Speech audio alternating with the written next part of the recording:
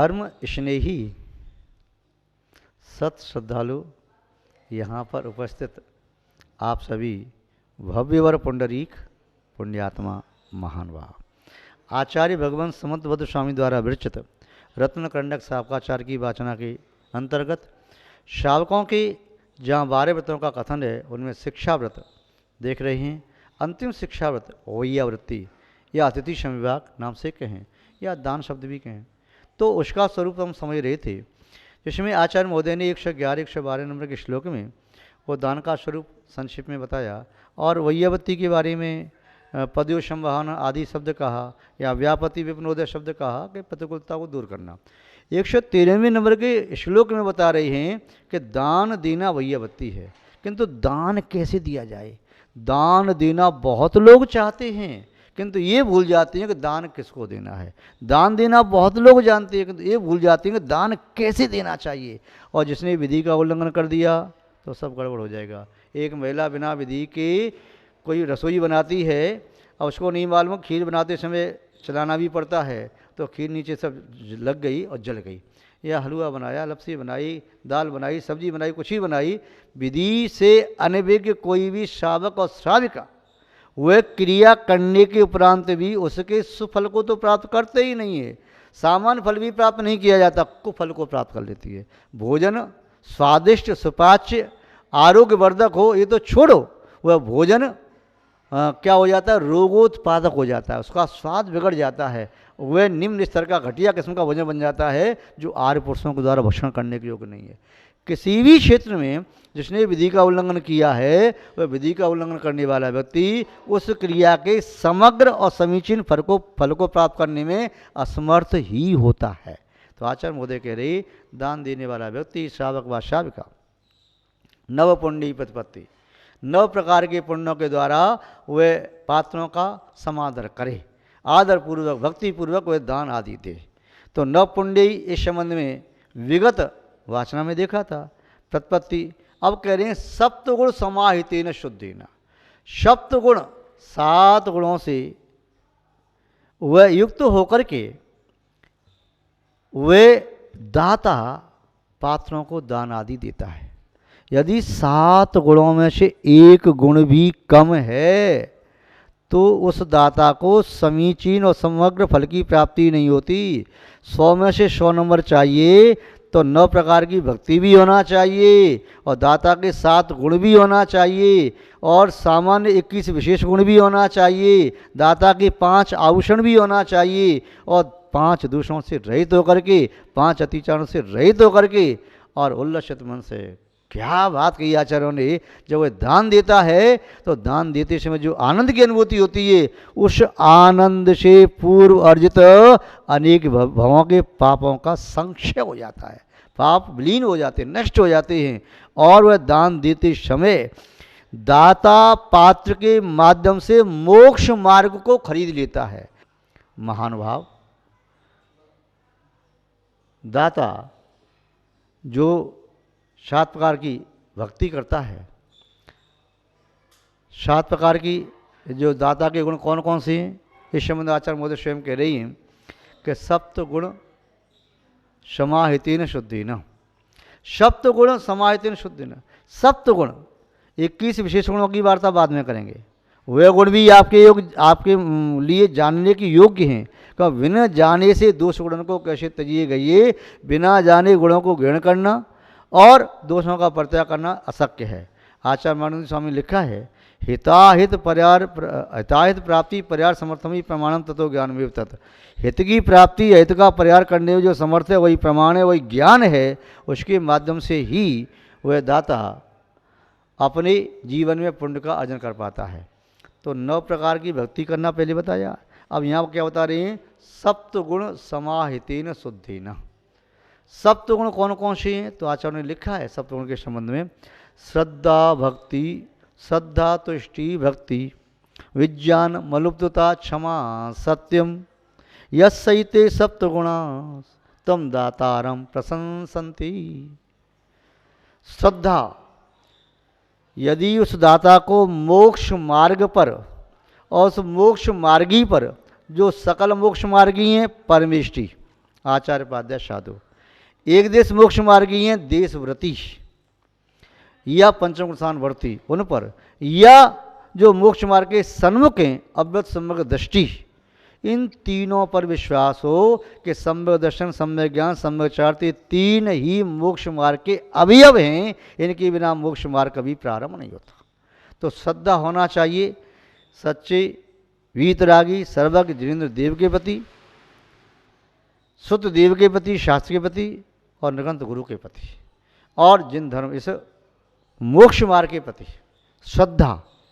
और इस पर भी श्रद्धा हो कि मैं जो क्रिया पुण्य की कर रहा हूँ, पात्रों को दान दे रहा हूँ, तो इस दान के माध्यम से मुझ दाता का कल्याण होगा।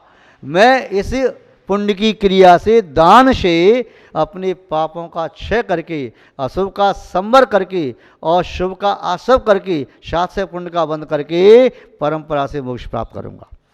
आचार्य भगवान चामुंडराय जी ने 4 साल में लिखा है कि दानम पारम परेण मुक्ति कारणम, यह नवदा भक्ति पूर्वक दिया गया दान, दाता के सब गुणों से युक्त होकर के दिया गया दान, दाता के लिए परंपरा से मोक्ष का कारण बन जाता है। आचार्य विमल सागर जी महाराज बताते थे कि 3 पाव आटे में मोक्ष मार्ग मिलता है। उस समय तो बचपन में हम नहीं जानते थे कि आचार्य महोदय का कहने का आशय क्या है। बाद में समझ आया, किसी मोक्ष मार्गी साधु को 3 पाव आटे की रोटी बना करके आपने सब्जी भी नहीं बनाई, यदि नमक से भी रोटी खिला दी, पानी पिला दिया, वह साधु आपके अन्न को ग्रहण करके मोक्ष मार्ग में प्रवृत्ति करता है। 3 बार समय करता है, 4 बार स्वाध्याय करता है, 2 बार 3 बार प्रतिगमन करता है, एवं अन्य अपने शतावश कर्तव्यों का पालन करता है, तत्व चिंतन और ध्यान लगाता है, तो वह जितना भी पुण्य का सब कर रहा है उसमें आपका अन्न निमित्त है। इसलिए उसके मोक्ष मार्ग में प्रवृत्ति रूप निमित्त आप हैं, तो आप भी उतने अंश में मोक्ष मार्गी बन गए। तो महानुभाव, तो ये बता रहे हैं आचार्य महोदय कि वह दाता मोक्ष मार्गी है। तो श्रद्धा, तो 7 गुणों में पहला गुण कौन सा है? श्रद्धा। अकाट्य श्रद्धा होना चाहिए। कैसी श्रद्धा? तो आचार्य समर्थ गोस्वामी ने 11वें श्लोक में कहा है कि शंका से रहित अकाट, यदि मेव दशमेव तत्व नान था इतकम पाशाम वो सन्मार्ग संशय रुचि, सन्मार्गे असंशय रुचि, सन्मार्ग में असंशय, संशय से रुचि ही निशंकितपना है। तो ऐसी श्रद्धा होना चाहिए। इदमेव ईदशमेव तत्व नान्य चान्यथा, तत्व यही है, ऐसा ही है, इसी प्रकार का, अन्य नहीं है, अन्यथा नहीं है। ऐसी तलवार के धार पर चढ़ा हुआ पानी, ऐसी श्रद्धा अकाट्य हो कि तलवार टूट जाएगी लेकिन झुकेगी नहीं। तो ऐसी श्रद्धावान व्यक्ति अपने गुरुओं के प्रति ये मान करके आहार दो। ये चौथे काल के तीर्थंकर, चौथे काल में तीर्थंकर होते आज पंचम काल के तीर्थंकर व्रत हैं, क्योंकि आज साक्षात अनंत नहीं है। उनके जिनबिंबों की पूजा करके साक्षात अनंत की पूजा का फल प्राप्त किया जा सकता है। आज साक्षात दिव्यध्वनि नहीं खिल रही, शास्त्रों को पढ़ करके साक्षात दिव्यध्वनि सुनने का, उसको आचरण में लाने का फल प्राप्त किया जा सकता है। आज साक्षात मन प्रज्ञानी अवधि ज्ञानी मुनराज नहीं है, उसी वजह से मोक्ष आने वाले होने वाले केवल ज्ञानी या तद्भव मोक्षगामी मुनि महाराज नहीं है, या रिद्धियों को प्राप्त करने वाले मुनि महाराज नहीं है। आचार्य सोमदेव सूरी ने सूत्र में लिखा है कि जो आज पंचम काल के साधुओं में चतुर्थ काल के साधुओं की स्थापना करके आहार आदि दान देता है, तो उसी प्रकार का फल उसे प्राप्त होता है जो चौथे काल में तीर्थंकर आदि मुनिराज को आहार आदि दान देने पर फल प्राप्त होता है। तो महानुभाव, तो दाता का पहला गुण कौन सा सुना आपने? श्रद्धा। जब श्रद्धा गहराती है तो भक्ति उमड़ उमड़ करके आती है। यदि श्रद्धा का फूल खिलेगा तो भक्ति की सुगंध फैलेगी। श्रद्धा के बादल आत्मा के इस गगन में उमड़ेंगे तो भक्ति की वर्षा होगी। श्रद्धा का सूर्य चेतना के क्षितिज पर उदय अवस्था को प्राप्त होगा तो भक्ति का प्रकाश फैल जाएगा। श्रद्धा का दीपक चेतना के प्रदेश में जलेगा तो भक्ति का वह प्रकाश आ जाएगा। श्रद्धा का चंद्र उदित होते ही वह शीतल चांदनी भक्ति की अपने आप प्रस्फुटित हो जाएगी। ऐसा नहीं है कि श्रद्धा तो हमारी है महाराज जी, हम श्रद्धा तो रखते हैं मुनि महाराज पर, आर्गा माता जी पर, सब पर श्रद्धा रखते हैं, किंतु महाराज जी क्या है, हमसे भक्ति होती नहीं, भक्ति होती नहीं, तो ये गड़बड़ है अभी। तो चलो भक्ति कर लेते हैं, करना नहीं है, भक्ति करना नहीं है। श्रद्धा उत्पन्न होगी तो भक्ति अपने आप होगी। पुष्प यदि खिलेगा तो सुगंध अपने आप आएगी। यदि गन्ना है, शक्कर है, तो मिठास तो उसमें अपने आप ऑटोमेटिक होगी ही, उस वजह से डालने की आवश्यकता नहीं। कागज़ के फूलों पर तो नहीं डालना है। दिखावटी भक्ति, दिखावटी श्रद्धा संसार सागर से पार नहीं करा सकती। तो दाता की श्रद्धा ऐसी होना चाहिए कि उस श्रद्धा के साथ भक्ति स्फूर्तिमान हो जाए। क्या गजब के शावक देखे हमने मध्य प्रदेश में, जब परगाहन करते तो आँखों से आंसू बहते। सागर में, दमू में, गढ़ाकोटा में, पन्ना में, छतरपुर में, देवीनगर में, जबलपुर में, कहाँ कहाँ नहीं देखे शावक इस प्रकार की भक्ति करने वाले। हे भगवान, हे त्रिलोकीनाथ, हे सदगुरुदेव, हे परम गुरु, क्या शब्द अंदर से निकलते थे। तो श्रद्धा भक्ति, तो श्रद्धा के साथ साथ भक्ति भी अकाट भक्ति होना चाहिए। उसके बाद फिर क्या कह रही है, श्रद्धा भक्ति तुष्टि, संतुष्ट। कोई अल्पज्ञानी श्रावक कहता है कि मैं तो 10 दिन से चौका लगा रहा, 15 दिन से लगा रहा, महीना भर से लगा रहा, मेरे आचार्य तो आ ही नहीं रहे, उपाध्याय हमारा आ नहीं रहे, मुनि महाराज नहीं आ रहे, या आर का बड़ी गणनी माता जी नहीं आ रही, बड़ी माता जी नहीं आ रही। अरे ये सब छोड़ो, अपने पुण्य को बढ़ाओ। पात्र ऐसे नहीं आते, निमंत्रण से नहीं आते, पुण्य की चुम्बक से खिंचे हुए चले आते हैं। आपका पुण्य होगा, अपने आप आएंगे। आज नहीं आएंगे, कल आएंगे, परसों आएंगे और आगे आएंगे। इसीलिए कभी किसी दूसरे के पुण्य में दोष मत लगाओ, उन्हीं के यहाँ जाते हैं, मेरे यहाँ तो आते ही नहीं, ऐसा नहीं। अपने पुण्य को बढ़ाओ। यदि दूसरों की निंदा करोगे और ये कहोगे मेरे यहाँ नहीं आए, यदि साधुओं पक्षपाती कहने की कोशिश करोगे तो तुम्हारा पुण्य और क्षीण होगा। इसलिए आप तो जो भी मिला मेरे पुण्य से, उसकी मैं पूरी भक्ति करूँगा, श्रद्धा से भक्ति करूँगा और मैं उसमें संतुष्ट हूँ। आज मुझे इतना मिला है, कल और मिलेगा। तो श्रद्धा, तुष्टि, भक्ति। अब आगे कह रही है विज्ञान। आहार आदि दान देना भी अपने आप में बहुत बड़ा विज्ञान है, विशेष ज्ञान है। हर व्यक्ति दाता नहीं बन सकता। क्या देना, कैसे देना, जो कि उनके संयम के अनुकूल हो, जो स्वाध्याय के अनुकूल हो, धर्म ध्यान के अनुकूल हो, प्रमाद का हरण करने वाला हो, आरोग्यवर्धक हो। ऐसा आहार नहीं देना जो उन्हें संयम साधना से च्युत कर दे। ऐसा आहार नहीं देना जो उन्हें प्रमादी बना दे। ऐसा आहार नहीं करना जो उनके धर्मदान को छीन ले। ऐसा आहार नहीं देना जो उनकी संकलेशा पैदा करे, आर्त रौद्र ध्यान को देने वाला हो। ऐसा आहार नहीं देना। संयम स्वाध्याय वृद्धि कर्म, ऐसा आहार देना। आचार्य अमृत स्वामी ने लिखा, वो जो आहार स्वाध्याय संयम आदि की वृद्धि करने वाला है वही आहार देना उचित है। तो दाता के पास विवेक होना चाहिए। आहार कैसे देना है। दूध दिया, दूध के ऊपर फिर क्या दे दिया, नींबू की शिकंजी दे दी, नींबू के पानी की। अब क्या होगा, दूध फट जाएगा, स्वास्थ्य गड़बड़ हो जाएगा। या पहले गरम गरम पदार्थ दे रहे थे, अब ठंडा दे दिया, ठंडे के बाद गरम दे दिया। या जिसकी प्रकृति कुछ और है, प्रकृति की विरुद्ध दे दिया। तो ये सब अज्ञानी श्रावक के द्वारा गलती हो जाती है। किंतु श्रावक को विवेकवान होना चाहिए, अनुभवी होना चाहिए। जो सुदीर्घ काल से आहार आदि दे रहा है तो निस्संदेह उससे ऐसी गलतियाँ नहीं होती। तो वह दाता कैसा होना चाहिए, श्रद्धावान, भक्तिवान, संतुष्ट, तृप्तिवान और विज्ञान, विशेष ज्ञान का धारक भी हो। आगे अलुब्धता, जब दान देने बैठा है तो मन में लोभ नहीं, इतना खर्च हो गया, इतना खर्च हो गया। अरे कभी मत सोचो, अन्यथा पुण्य कमा करके भी पुण्य न कमा पाओगे। लिखा है विद्वानों ने, मनुष्यों ने, तप करते यौवन गयो, द्रव्य गयो मुनिदान, प्राण गए संन्यास में, तीनों गए न जान। जिसका तपस्या करते हुए यौवन अवस्था चली गई और मुनियों को आहार देते जिसका धन खर्च हो गया और समाधि पुरुष के प्राण निकल गए, तो ये मत सोचो गया, ये सब सार्थक हो गया। तो महानुभाव, जितना धन कमाते हो, लाखों का, करोड़ों का, अरबों खरबों का या हजारों का कमाते हो, उसमें से यदि 10% भी आपका वह द्रव्य किन्हीं व्रति महावती के उदर में पहुंच गया, समझ लो आपका कल्याण तो निश्चित है। दिगंबर मुनि महाराज को आहार देने वाला व्यक्ति, भाव सहित आहार देने वाला व्यक्ति, वह नरक आदि दुर्गति में कभी जाता ही नहीं है।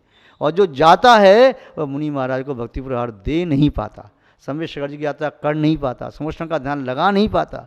तो महानुभाव यहाँ कह रहे हैं कि वह संकोच को दूर करके, शक्ति से ज़्यादा भी नहीं किंतु कंजूसी न करे। इतना छोटे थोड़े से काम चल जाए, रखा है, नष्ट हो रहा है, खराब हो रहा है, किंतु कुछ कंजूस होते हैं व्यक्ति, उनकी प्रवृत्ति होती है। चौके में पूजन की द्रव्य रखी है, मुनि महाराज की पूजा करनी है, उस द्रव्य का कुछ नहीं होगा, फिर भी ये 2 उंगली ये अंगूठा लेकर के 2 चावल उठा के यूँ चढ़ा रहे हैं, 3 चावल, अब रखी थाली का क्या करोगे? वो पूरी तो खाने पीने की चीज़ है, क्या करोगे बाद में? भगवान की पूजा तो करनी नहीं है, जब रखी है तभी तो पूरी चढ़ाओ ना। जैसे भरत चकोती चढ़ाता था, ढेर लगाता रतों जैसे ढेर, तो पूजा कर रही तो उसको चढ़ा दो पूरे, उसको बाद में रख करके क्या करोगे? फेंकोगे उसके? अरे आज अपने परिणाम निर्मल कर लो। जो तुम्हारी उंगली यूँ आ रही है ना, ये अंदर की कंजूसी का प्रतीक है। अंदर कंजूसी है तो उदारता जीवन में कभी आ ही नहीं पाएगी। जब भी चढ़ाओ, चाहे 4 चावल चढ़ाओ, पर दोनों खुले हाथों से यूँ चढ़ाओ। चाहे मान लो पीले चावल चढ़ा रहे, चाहे सफ़ेद चावल चढ़ा रहे, जो भी चढ़ा रहे, कुछ कह कर के गंगा नदी का नीर निर्मल, या चंदन मलिया चंदन, बावन प्रकार का चंदन, जो चढ़ाए वैसे खुले उदारता के साथ। तो उदारता होना चाहिए, अलुब्धता, कंजूसी, लोभ नहीं होना चाहिए। आगे कह रहे हैं क्षमा, उस श्रावक के अंदर क्षमा का भाव होना चाहिए। ऐसा नहीं चौके में कोई प्रतिकूलता हो गई, किसी श्रावक श्रावका से अल्पज्ञतावश कोई गलती हो गई तो ही गर्म हो गए। आँखों में लाल डोरा नहीं आना चाहिए, चेहरा लाल पीला नहीं होना चाहिए। वहाँ तो कैसा होना चाहिए? शीतल, ऐसा लगे कि भगवान चंदा प्रभु की मूर्ति आपके चेहरे पर दिखाई दे रही है, चंद्रकांत मणि की तरह से। बड़ी शांति, क्षमाशीलता, मुस्कुराते हुए बड़े प्रेम से आनंद से आहार कराओ। और सामने वाले को कह दो घबरा रहा है, कोई बात नहीं, उस दाता को कहो कोई बात नहीं, चिंता ना करो, ठीक ठीक, कोई बात नहीं, गलती हो गई, कोई बात, आगे नहीं करना, हाँ सावधानी रखना, बस क्षमा कर देना चाहिए। क्योंकि नहीं तो क्रोध करके क्रोध की अग्नि आपके सारे पुण्य को जला देगी। तो दाता को क्षमाशील होना चाहिए। क्षमा भी बहुत बड़ा गुण है। आगे दिया सत्यम, इस शब्द को कोई आचार्य सत्य मानते हैं, कोई सत्य मानते हैं। तो सत्य माने कोमल परिणाम, आदर परिणाम, सत्य माने शत्रु प्रतीति होना चाहिए। यस्य येते सप्त गुणा, ये 7 गुण जिस दाता में होते हैं, तम दातान प्रशंसन्ति, वह दाता प्रशंसा का पात्र होता है। आज इस गाथा में इतना ही अपन देखते हैं। शेष पंचसूना क्या है और पिंड शुद्धि आदि क्या है, उस संबंध में आगे चर्चा करेंगे। आज बस इतना ही।